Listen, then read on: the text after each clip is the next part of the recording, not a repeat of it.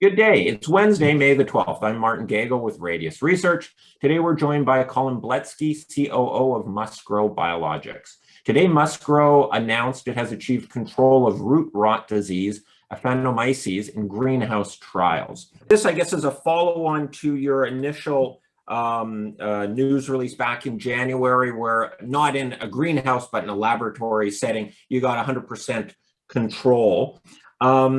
Could you just give us a very brief description of the trial itself, what kind of crops it was done with, or seeds, and then I've got some specific questions to ask.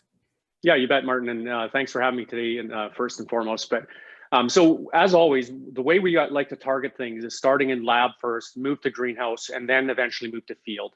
This is very similar to what we did in the canola clubroot issues, as well as what we're doing in Colombia with the TR4 strain and bananas as well. And we have done that. So initially you look at control and you look for control in lab, get the right amount, make sure you can kill the disease. That at right now, there are no chemical controls, there are no disease resistant varieties. There's essentially no solutions for Western Canadian growers as well as growers around the globe. And what we look for doing is just to make sure we can kill the disease first and then move it to greenhouse. So what we did is we took it with a company called Discovery Seed Labs, who is a very prominent, I guess, pulse testing and canola testing facility here in Saskatoon. And they grew up lentil plants within the pulse, within the soil. The inoculation, so the Aphanomyces was put into the soil, and then our product was added in and the plant was seeded. And what we'd like to look for is the root health, the plant health, and how our product over a multiple different ranges of doses, so different amounts of product applied to each pot, to understand how and what level of interaction we need to take to field. And it's something to follow up now when we're going to the field with Nexus BioAg in this upcoming year.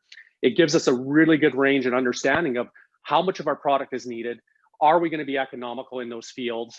And what do we need to take to field so we're not wasting our time? So it was very important data, very exciting data, because being a Western Canadian grower myself, being a pulse grower with peas on my farm, if you don't have, if you do have Aphanomyces, you have to, essentially the only way to get rid of it is to not grow pulse crops. So essentially not grow lentils or peas. And for a lot of Western Canadian growers, pulse crops are a very big and important crop for their financial status, for their bottom line, as well as for their crop rotation and soil health. So it's a very important announcement. It's a great amount of data. We still have more to do, and I'm very excited about where we go from here. All right. And when you have, like in, let's say, regular biotech, sort of human health biotech companies, they'll publish the results in a journal. Is this strictly sort of internal data that you collect, and then it helps you design the next trial? And then when you apply for registration, I'm sure the data collected from this will be part of that registration package? That's correct. So we do everything, being a small organization, we do everything third party to have more credibility and understanding. We want to work with the people that have the credibility in the industry. And if you look at Discovery Seeds, they do a lot of work for growers right across Western Canada in canola and pulse crops. But these data points are also used to help us with the final registration in Canada. And if you look at what we need to do, taking it from lab to now to field, or greenhouse to field, it's something that's very important to understand that dose rate. And for PMRA, so the Canadian government registrations, you have to show when a product will work and at what's the lowest effective use rate, the lowest rate it possibly can work in the field as well, so that you're putting the right amount of dose. So these trials, this data point showing the great health of the plants, showing the nice health of the roots, is something that's very important and is a perfect step and what we wanted to see moving forward into the field. And you made a comment here that there's a dose showing a positive dose response. And does that mean up to a point that the more Terra MG applied, that the better the results were, and the less Aphanomyces is in the soil? Yeah, so what you want to show is you want to show when your product's not going to work. So you put a dose rate that's lower to show that it doesn't work. And if you look at the picture in the news release, the low dose rates showed that at that point, a very, very, very low dose, it did not work. And it showed a very good dose response as we went higher and higher with more product. To a certain point, we were actually still being very effective. Now, Part of me would like to see what do we need to do to take it even to the next level, even higher. But we have a very good dose range to show these are the areas and rates that we need to take into field, specifically in very problem areas. And if you look at it in Western Canadian agriculture, it was back in 2019, over 90% of the pulse fields in peas had Aphanomyces. Pulse crops are close to around 9 million acres in Western Canada, roughly, give or take on an annual basis, depending on the price points. So it's a very important and large marketplace for this. And so we are looking at it. And the big thing about the testing is we now know what that range is. We now know what we need to take the field. So when we go in and start doing our field trials, essentially we're dialed into exactly what we need to work with and now look at the dose range that's going to have effective control for growers. And then you also made a comment in here that the control in greenhouse soil was recorded off a range of economic application rates. So you weren't trying it on 10 gallons a meter or something that nobody could afford to dose it with. You were doing it at ranges. You were, I guess, assuming some kind of sales price where you've got appropriate margins, and then so it gives the economic value for the farmer as well as you. Is that right? That's correct. And listen, I'm also a farmer, still involved in my family farm. And if it's not going to work on an economic side, it doesn't make sense to bring it to market and spend the money.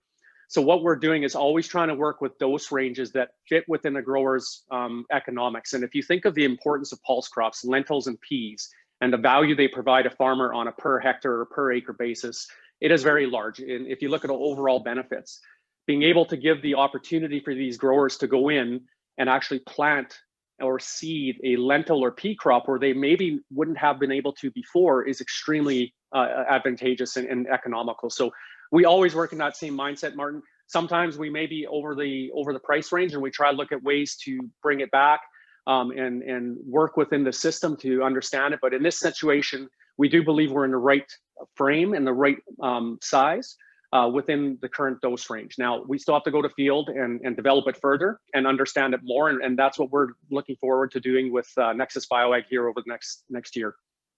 All right. And so that means very soon, because we're into planting and growing season, you're going to be applying it on some fields here in the near term, and then they'll plant. And then we're talking about pulse crops here, right? Like yes. Peas and lentils, that sort of a thing? That is correct. So Aphanomyces is typically an issue in pulses, not all pulses, but in specifically lentils, peas, so field peas, which are now very, very important when you look at the plant-based protein and all the food that's used in that side. It's also an impact in alfalfa. We're really targeting the plant-based protein areas and the seed areas. So Aphanomyces has an issue in Canada. It's having issues in the US. It's having issues in France, UK, where some very big pulse acres are grown, and even into Australia and other parts of the world, New Zealand. So it is a major issue with no chemical control. And what we try to do is provide one level of solution for growers, knowing that they're going to need good level of good genetics, good traits, and other good activities within that system, rhizobia, different things that a farmer needs to use. So we are a key part of the entire program now, we believe, for a farmer. We just have to get through this registration process and validate in the field further. And hopefully it continues to work as we see and have seen in other crops around the world. All right. I think we've hit all the main points here. Is there anything else you want to highlight before we wrap this up? No, I just have to say, just on a side note, I have a lot of friends from agriculture in Western Canada, and my phone has been ringing for product. I just wanted to say to growers and people listening that as soon as we do have the the ticket from the PMRA, we'll try to get this into their field as soon as we can, because there's a lot of excitement around this. There's a definite need, and we will be testing and moving this forward, and hopefully be able to show some positive results so people can, in the near future, move this into field. All right. Colin, thanks very much for chatting today. Have a good day, and we'll talk again soon. Cheers. Great, Martin. Thanks for having me.